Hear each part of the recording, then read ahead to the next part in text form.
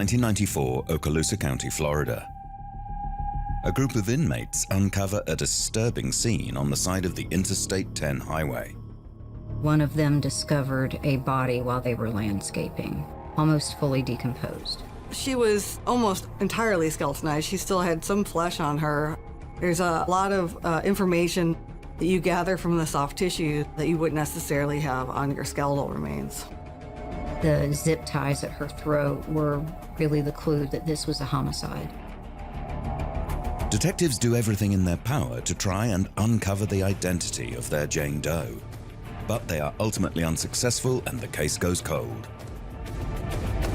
We did get some leads from other people that were missing. However, those leads were followed and nothing was able to come out of it. We weren't able to identify her. I think that they were shocked to find someone they couldn't identify. It isn't until nearly 30 years later when advancements in technology give detectives another chance at identifying Jane Doe. We were very excited as we had wondered since 1994 who this victim was. I told my colleagues that we're going to identify her before the end of the year. Criminals who have hidden in the shadows for years find there's no escaping science and their own family DNA. Welcome to Bloodline Detectives.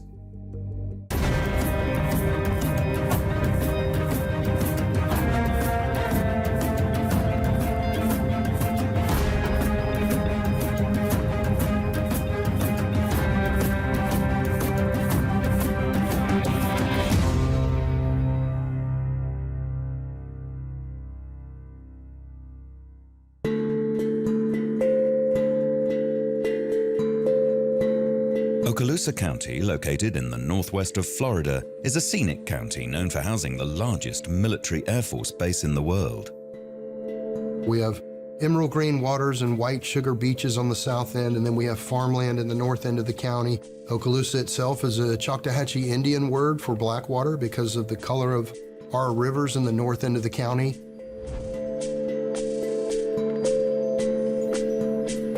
Contrasted with the white sugar beach sand of the banks of the rivers.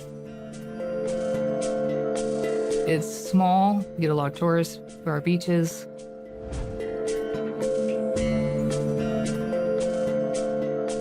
I was born and raised right here. I personally love our community.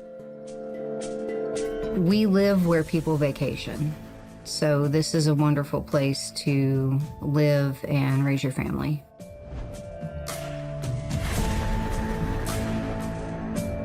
This is a very law enforcement friendly military town. There is not a lot of violent crime. I think when we do have violent crime, it's shocking. I think it's fair to say that the violent crimes are rising, but nothing compared to other cities. And then in 1994 and the 90s, from what I understand, pretty low crime rate. Much of the Okaloosa area is occupied by swamps, recreational vehicle parks, RV parks.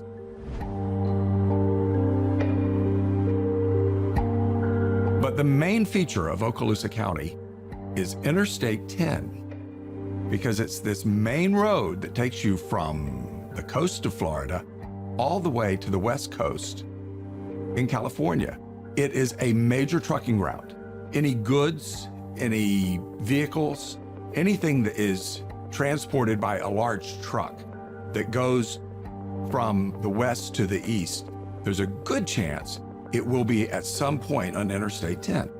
It's not been that long ago that I stopped at an exit there, and about the only thing you could do was to buy some souvenirs or something, or check into a fairly low-cost hotel. Not a lot there. I'm not a serial killer, but if I were, I would think that would be a pretty good place to dump a body.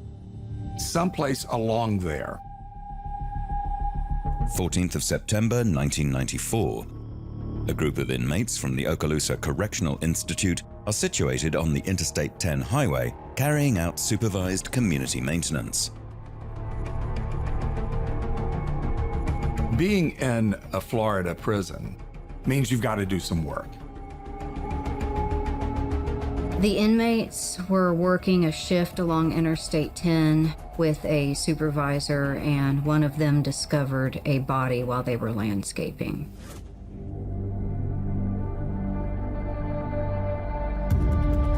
That inmate ran to his supervisor right away and let the supervisor know what he found.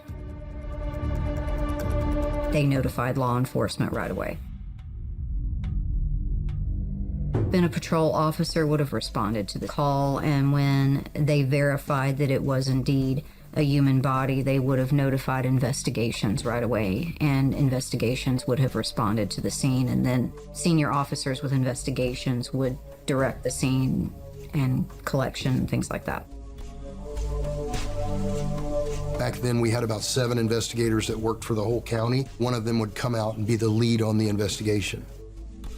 They would immediately secure the scene. They would remove everybody from the area.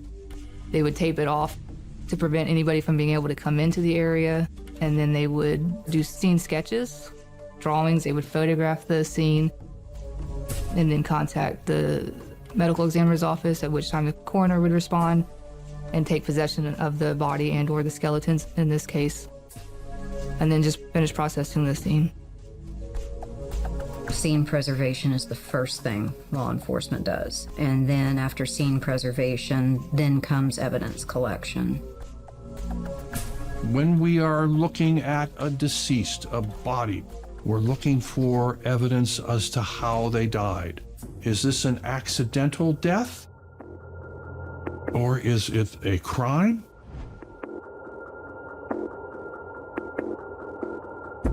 They're looking for artifacts, things, clues as to if there was a struggle, was the person alive when they were there, or were they dumped? This appeared to be a woman who was wearing a floral print dress and had a floral print jacket.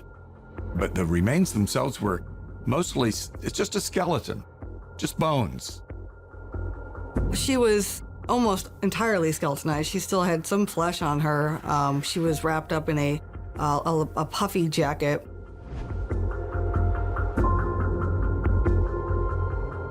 And there was a little bit of a floral print dress and then a little bit of jewelry. She had some jewelry in her hair, and she had, kind of costume jewelry and a sterling silver ring on. What was left of her hair was brown with obvious bleaching. Another really important artifact that they found actually were these zip ties that typically an electrician or a sound engineer or someone would use to wrap cords to keep them organized. They found that, and it was right with the body and right in the neck area of the body. The zip ties at her throat were really the clue that this was a homicide. Crime scene investigators collect and preserve all pieces of evidence found with the victim's remains. They also take samples from the scene itself, in the hopes that it will reveal more information about the condition of the victim and how long they might have been there. They collected insects, foliage. I know that there was a forensic entomology report done to try to determine the time of death based on the degree of decomposition. They can look and see, oh, well, that insect takes this long to find and colonize and grow in a corpse.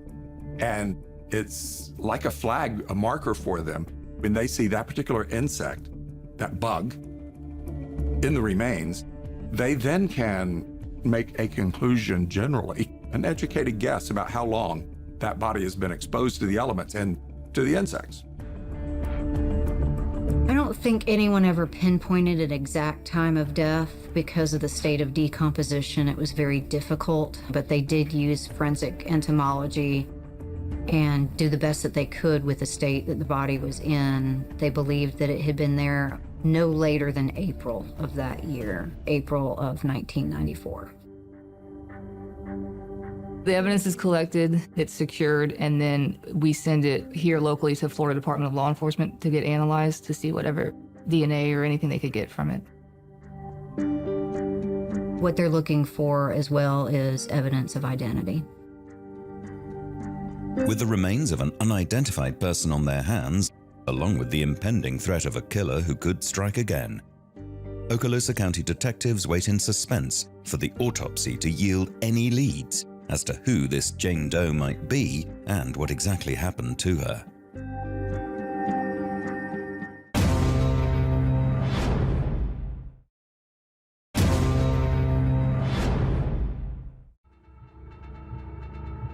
September the 14th, 1994, Okaloosa County, Florida. The skeletal remains of an unidentified person are discovered on the grassy verge of Interstate 10. Crime scene investigators immediately secure the scene and take every bit of evidence for testing. The remains are carefully brought for an autopsy where detectives aim to learn more about their Jane Doe and hopefully uncover her identity. When we have just skeletonized remains, we've lost all the soft tissue. So if you were bruised, I would never see it or ever know it unless there was an injury to your bones. If you were shot, I'd have to hope it hit some bones, otherwise I'd never be able to tell. There's a lot of information that you gather from the soft tissues that you wouldn't necessarily have on your skeletal remains. The clothing actually kept the skeletal remains mostly intact, but there was some surface scatter of the smaller bones, and the skull, I think, was found about 4 feet away. When they brought her, they brought what they could find. Surprisingly covered quite a bit of her remains. I'd say about 85% of her came back to us. They documented all of her clothing, and since she was an unidentified person, they also documented the tags and the size of the clothing, which can help us determine maybe how old she is and how big she was. We're looking for other pieces of evidence. Again, we wouldn't have any fingernails or places where you could possibly collect for DNA evidence for sexual assault because they're just skeletonized remains. We would do what we could, and in this case, we found 2 ligatures that were encircling her cervical vertebrae that were still left over and intact, that were still held there, actually by her hair. And then we would do x-rays or radiographs, again, to see if there's anything there.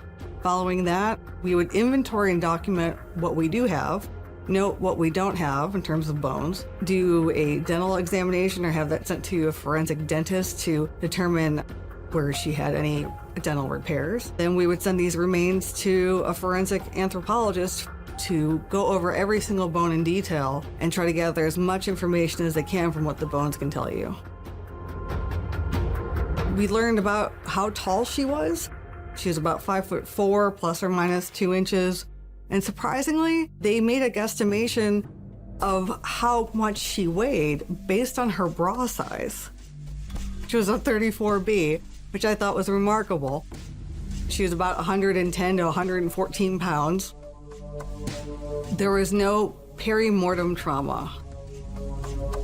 That means that there was no obvious signs of trauma or injuries to the bones immediately surrounding death. However, we were lucky enough to recover part of the hyoid bone. About 2/3 of it, 1/3 of it was missing. And that could have been because it wasn't fused there, or it could have been because it was fractured, as if she were strangled. There was a major clue in the autopsy room that would lead to a conclusion of the cause of death. And that would be these black electrical cord ties around the neck. It doesn't take a very experienced detective or even a journalist to conclude probably was a strangulation involved in this. With the autopsy revealing the height and weight of their Jane Doe, along with the suspected manner of death, investigators now begin to pour all of their efforts into uncovering the identity of the victim. In the mid-90s, they didn't have the tools that are relied on today by the same detectives.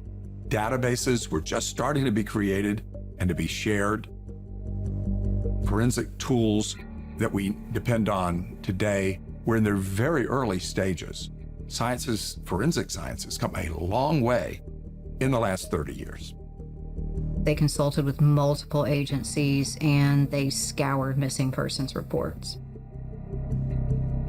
But with a skeletal remains, it's a lot more difficult. You do not have facial ability to be able to recognize them, had no identifiable victim to be able to say this person is missing. We might send out a notification to other agencies in the area, and we would tell them internally, hey, we have found a body or remains of a female. Do you have anyone missing?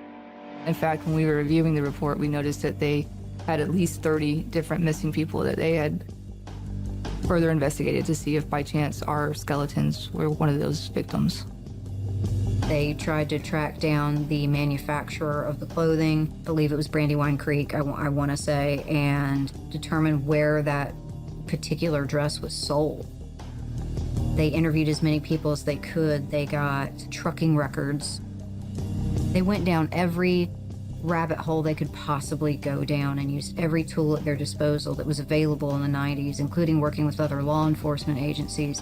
They did everything they could to try and figure out the identity of this victim. The investigators do everything in their power to identify their Jane Doe, but all of their efforts lead them nowhere. However, in 1995, just 1 year after their victim was discovered, a new potential suspect comes forward. They had received notification from another law enforcement agency that Keith Jesperson had admitted to killing a woman along I-10 in Florida. He was incarcerated for, I believe, Tanya Bennett's murder. And he again confesses to killing multiple other victims in different jurisdictions. Keith Jesperson is infamously known as the Happy Face Killer, having unashamedly confessed to an additional 7 homicides after being arrested in 1995.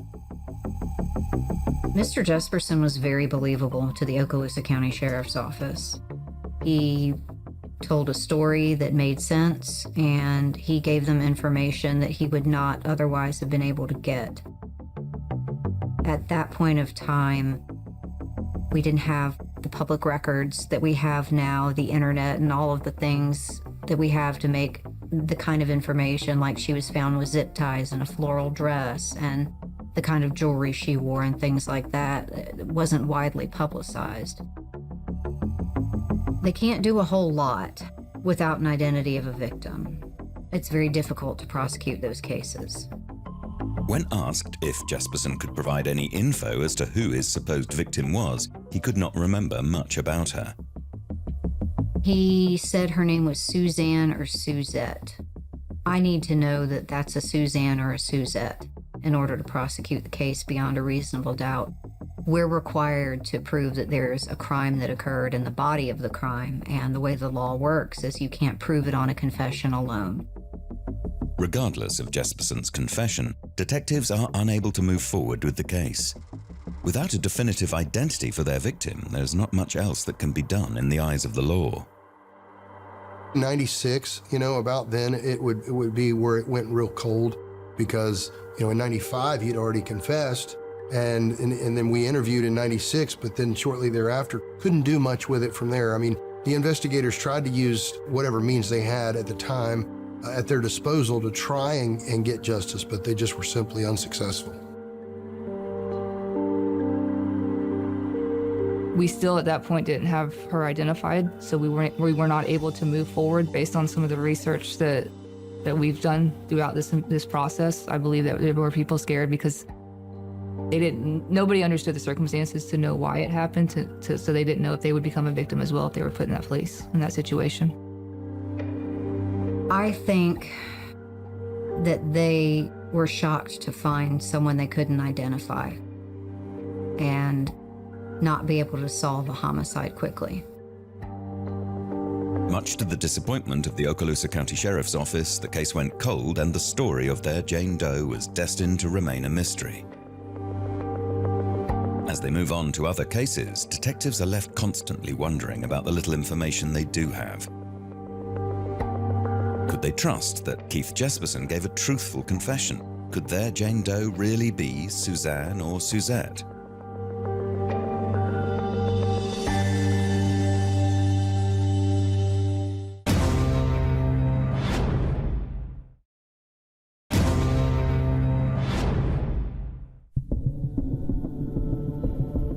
Okaloosa County, Florida, September the 14th, 1994.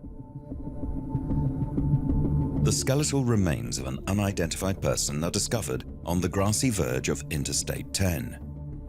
Detectives work tirelessly to try and identify their Jane Doe, but are ultimately unsuccessful. Until 1995, when Keith Jesperson, an incarcerated, self-proclaimed serial killer, confesses to committing a murder on Interstate 10. Detectives are hopeful that this could be their Jane Doe, but with no more leads and their victim still unidentified, they have no choice but to let the case go cold. In 2007, this is 13 years after the body was found and a long time after this case was put on the shelf, a new approach was attempted. They sent the skull off to a forensic anthropologist to do facial reconstruction and what they used was a clay imaging process. And that's where they place clay over certain points that are known to be of a certain thickness on the skull to recreate what the individual looked like in life. They're interesting because it's actually a 3D rendering based off of their skull structure. They can be really accurate. They photographed the model. They distributed it far and wide to police agencies and to the public. Have you seen this person? Is this person someone you knew in 1994? And at least it might be a visual trigger that would cause people to come forth with clues as to who this was. We did get some leads from other people that were missing and family members that had reported their loved ones missing. However, those leads were followed and nothing was able to come out of it. We weren't able to identify her. There were no leads after that. While the clay mask was yet to yield any results, investigators also sent the remains off for a new round of DNA testing in the hopes of creating a more detailed, up-to-date DNA profile that they could upload to CODIS. CODIS is the Combined DNA Index, and that is basically the national database where people whose DNA has been taken for crimes is entered so that it can be compared to and run against crimes in which there's known DNA but not a known suspect or victim.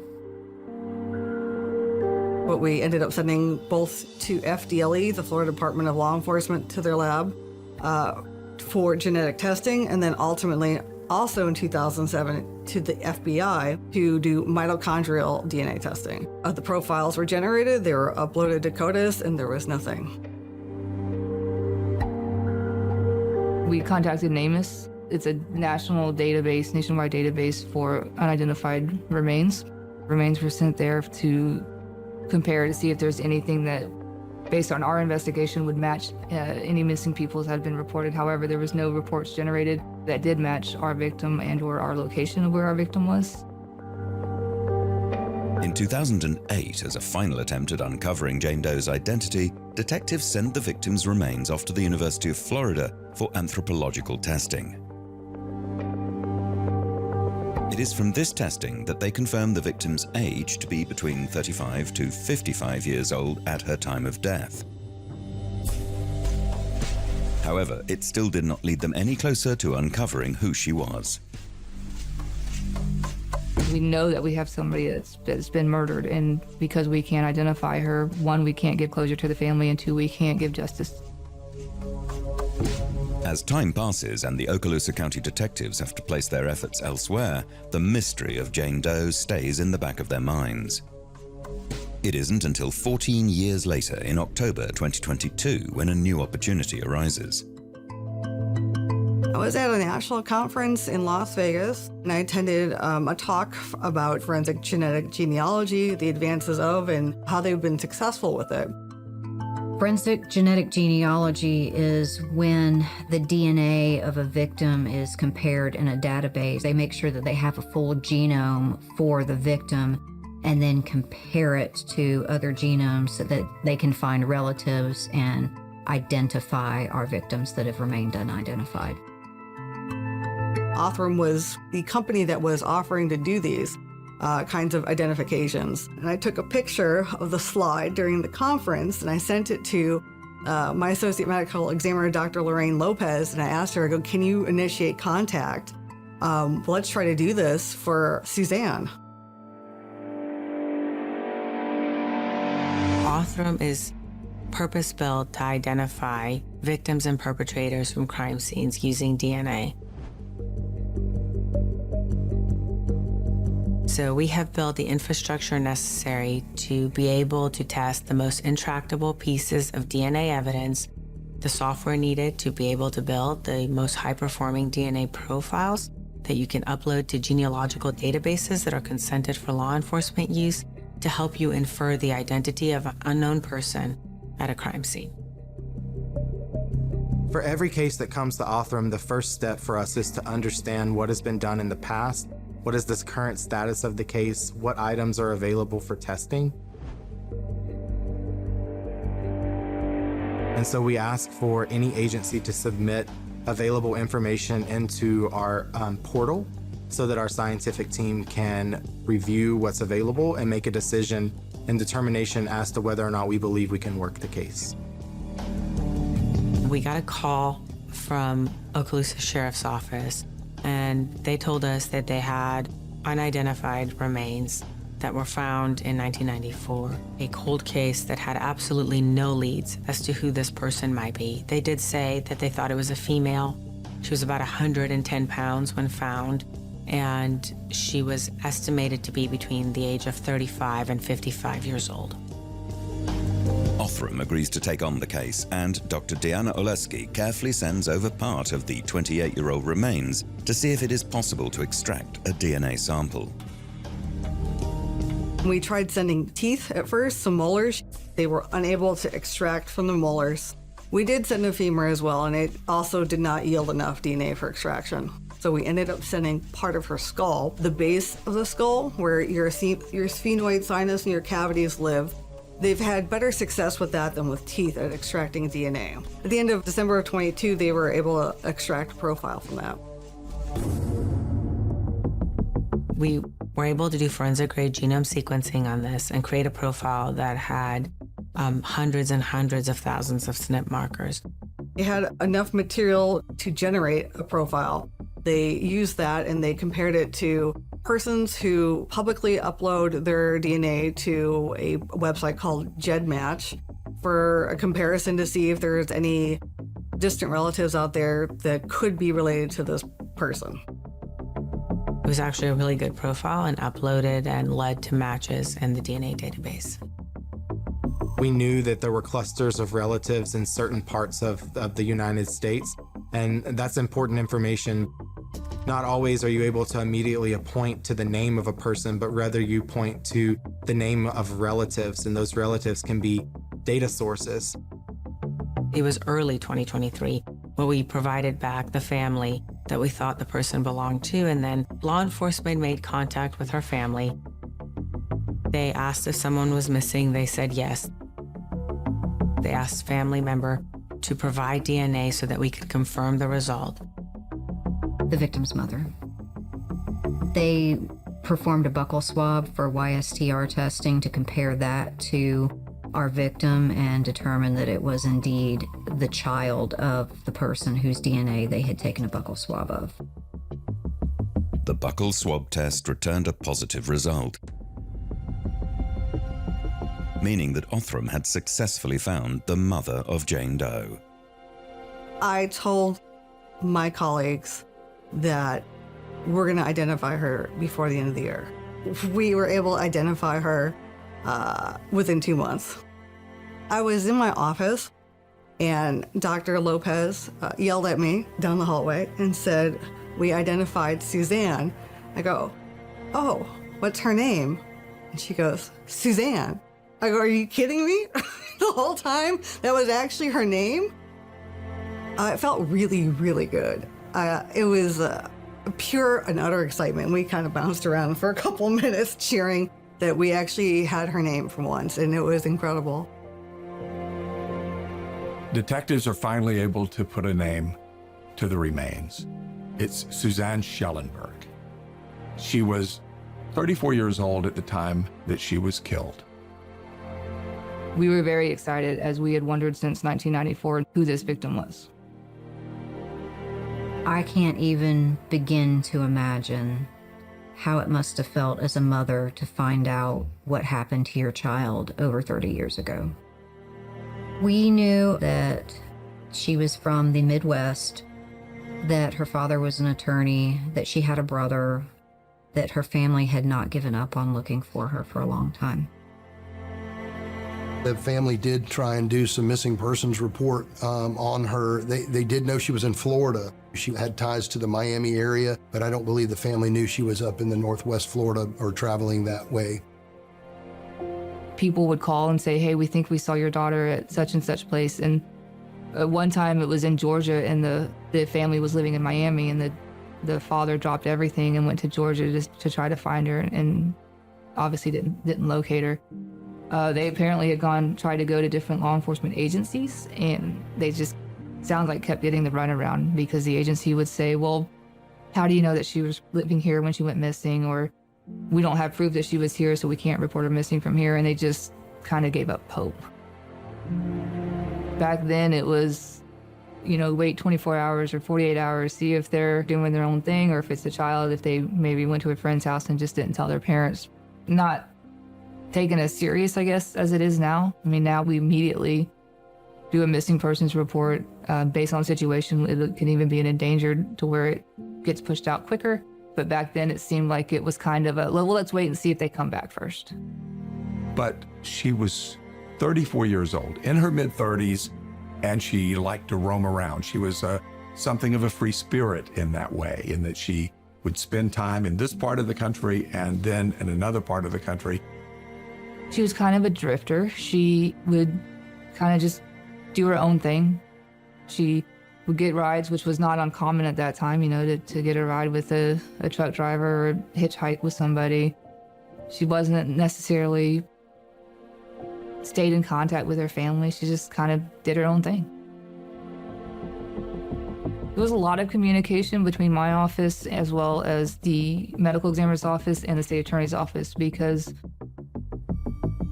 Keith Jesperson had previously confessed to killing Suzanne. He's already serving several life sentences for other murders and has been convicted of. So there was a little bit of, well, are we going to move forward with this when he's already serving life sentences? And the ultimate decision was, yes, Suzanne, as well as her family, deserved the same justice as the other victims from Keith Jesperson. So at that point, it was decided to make a trip to Oregon to do a face-to-face interview with Jesperson. With Suzanne's identity finally revealed, detectives are now determined to uncover the rest of her story in order to bring any justice they can to the victim and her family. Will their visit to Oregon give them the answers they are looking for, or will it only create more questions?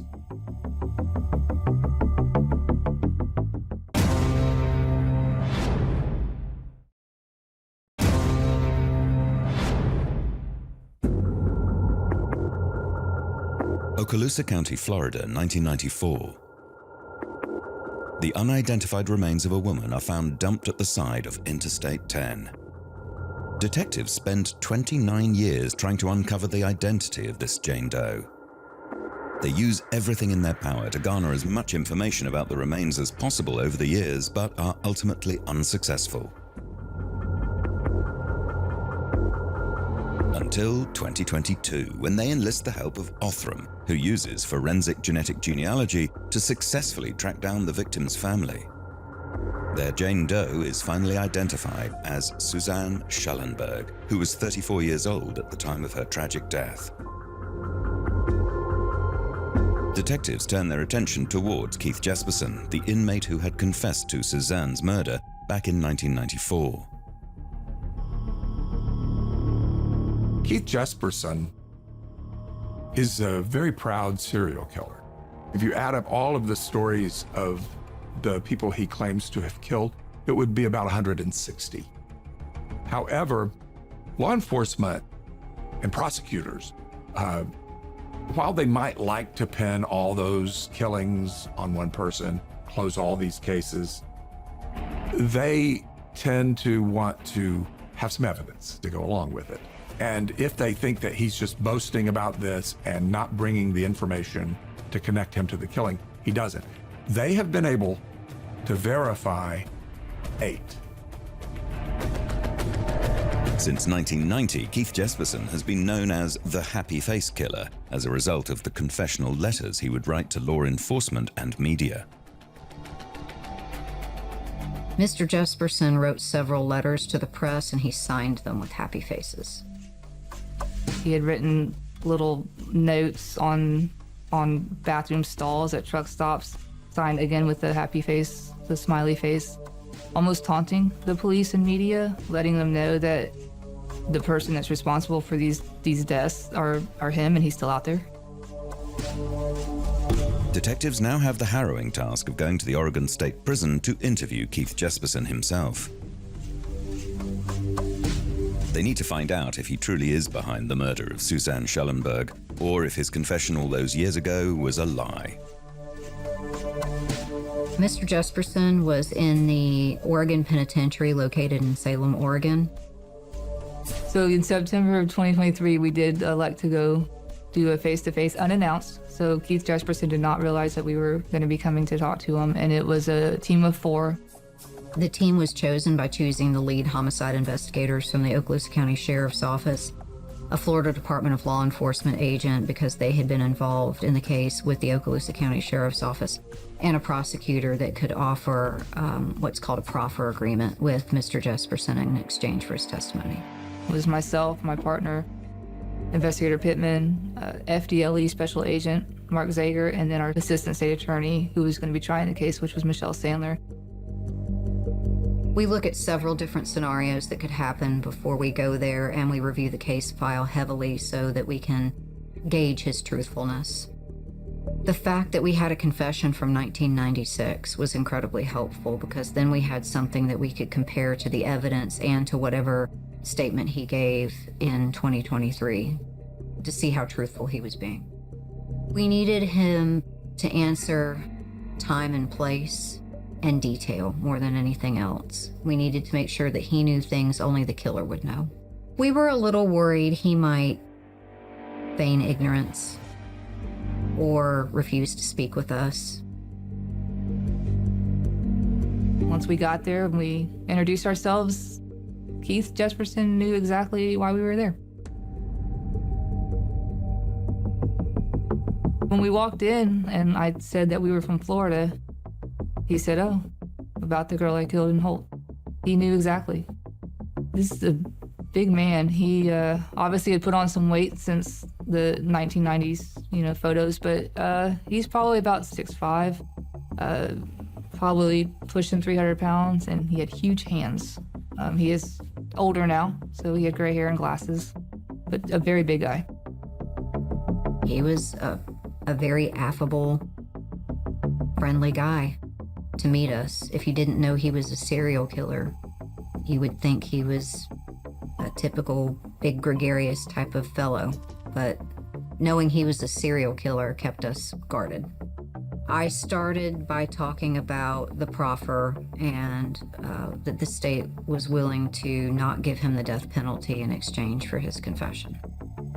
He would have signed that proffer agreement and he would have signed a plea agreement with the state of Florida that day if we had taken one. Well, that's fine.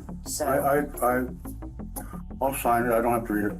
We needed to be very careful that any conviction that we got had integrity, meaning that it would not be overturned. So we wanted to make sure that he had representation, that he was able to review the evidence with his attorney and decide to plea freely and voluntarily of his own free will.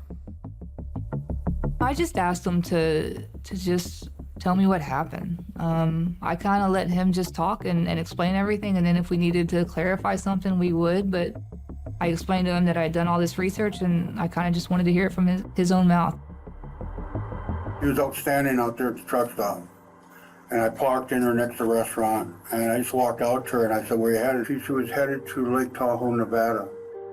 Yeah, do you know, did she have ties there? Did she say anything about that? All I know is that's what she said she was headed. And I told her, I said, "I'm not going to Nevada. However, I don't even know where I'm headed. I've got to pick up a load, and I don't even know what load I'm going to pick up. But when I do, I'm headed to Washington State. So I'll be in the area. I could take you so far." So we headed up. We got up to Unical 76 truck stop about 80 miles north. And I fueled up there, went in, and I got a shower for her and myself. We didn't shower the same shower. We showered separately. I told her, meet me in the restaurant, and we'll have something to eat before we head north. And so she sits down, and she ordered all-you-can-eat spaghetti, and she was on her second plate. We need to get going, right? So she gets in the truck. We take off. Now, I backtrack about, I don't know, 20 miles maybe, and drop down into Florida. Okay. So I can get on Interstate 10. Yes, sir. And we're heading west on Interstate 10. And at exit 18 is the rest area. And I park in right behind the security there. She was sleeping and he decided, well, you know, I'm not supposed to have unauthorized riders here, so let me go make sure I don't get in trouble. He claims that she was asleep and that he was trying to be a gentleman and wake her up to see if she needed to use the restroom. And when she woke up, he thinks he startled her, but she started screaming, and he knew that that security officer was right next to him and he didn't want to get in trouble. And then she started screaming. She just sat up and started screaming. Not about For no reason? The more I told her to shut up, the more she screamed. Okay. And I don't need that because I wasn't supposed to have people in my truck anyway, non-authorized and all that, so I just killed her.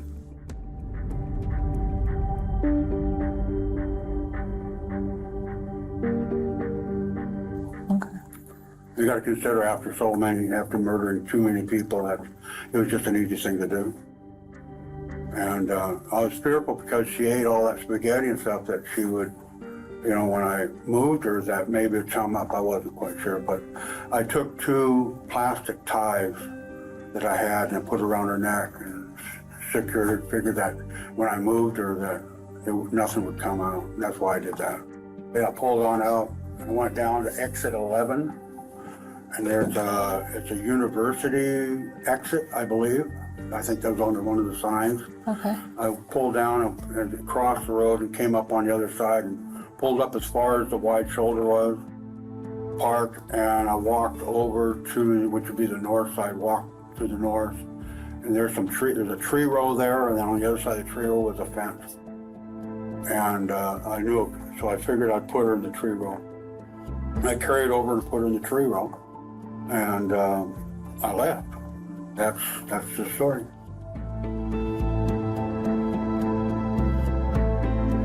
It was chilling to hear somebody so casually discuss the murder of another human being.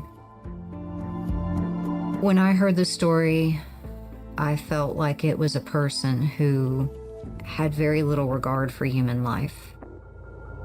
No remorse. You know, it was matter of fact. It was just so matter of fact.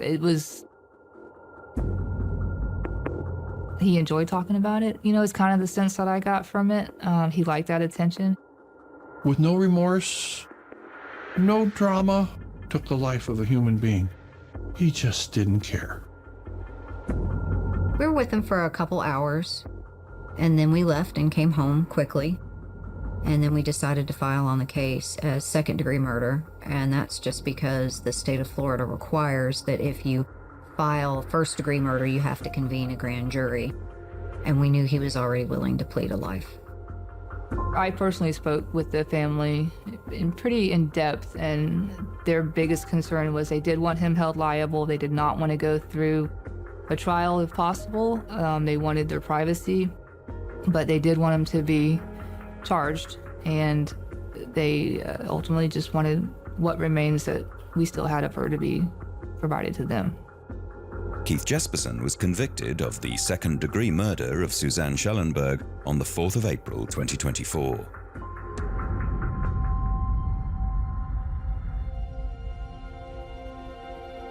I was happy to have the case closed to have justice for Suzanne Schellenberg. Do I think there's closure for the family? I mean, I don't know that there's ever closure. To have a family that had hoped that their loved one had just kind of done their own thing and went separate ways, to now know that she was deceased, and not only deceased, but murdered in a very violent way. I don't know that you could ever have closure for that. We contacted the family, and they had to make arrangements for her remains, which once we had gathered and gotten back from Othram, we made sure that we had all of her back. They contacted a funeral home, And we released her remains to a funeral home, and I believe she was cremated. I can't imagine losing someone that I care about and not having any answers. And I think that there's nothing more devastating than allowing a serial perpetrator to conceal the identity of someone and take away their voice forever. They leave them voiceless. To me, that's horrible. And so it means a lot to me to be able to say that I think this technology is going to lead to a world where no one is ever left voiceless like that. It certainly motivated me to make sure I never give up on a case. Just because we don't have something right in front of our eyes doesn't mean we can't develop something, and it grounded me to know to keep working on these cases, because somewhere out there's a family member that is wondering where their loved one is or deserves that justice. And I have cold cases all the way back from '73, so it's given me hope to try to move forward on those and get justice to where we're able to solve all of our cold cases.